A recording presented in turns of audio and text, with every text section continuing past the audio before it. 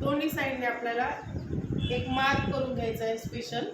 हे मार्क कशासाठी की आपलं काम एक्झॅक्ट समोरचं समोर दिसावं. जसं आता मला सर्कल पण काढायचं आहे, तर मी एकदा सेंटर लाईन जर घेतली, सेंटर लाईन घेतल्यानंतर काय होईल, ब्राईडचा पण फेस आहे ते एक्झॅक्ट इथे येईल. कधी इकडं नाही जाणार, कधी इकडं नाही जाणार. ह्या सगळ्या गोष्टीसाठी आपण काय करायचं आहे, एकदा मार्क करून घ्यायचा आहे. तो मार्क लास्ट इथंपर्यंत.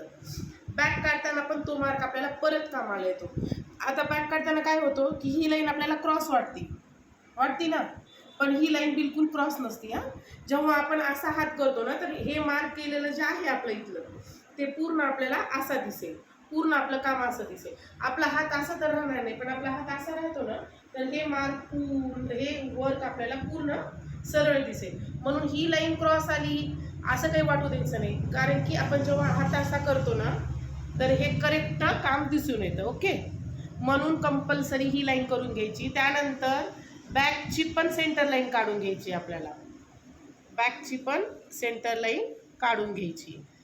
सेंटर लाईन काढल्यानंतर सेंटर लाईन बी हे दिसेल, क्रॉस दिसेल, पण ती क्रॉस नसती. जेव्हा आपण हात असा करतो ना, तर ती क्रॉस लाईन पण हात खाली केल्यानंतर, हे जे क्रॉस लाईन आपण काढलेली असती ती पण असं केल्यानंतर आपल्याला काय दिसेल, क्रॉस दिसेल. पण जेव्हा आपण असा हात खाली करतो ना, तेव्हा ती बरोबर दिसते. म्हणून कंपल्सरी आपल्याला मार्क करून घ्यायचं जेव्हा आपण हात काढू तेव्हा. ठीक आहे.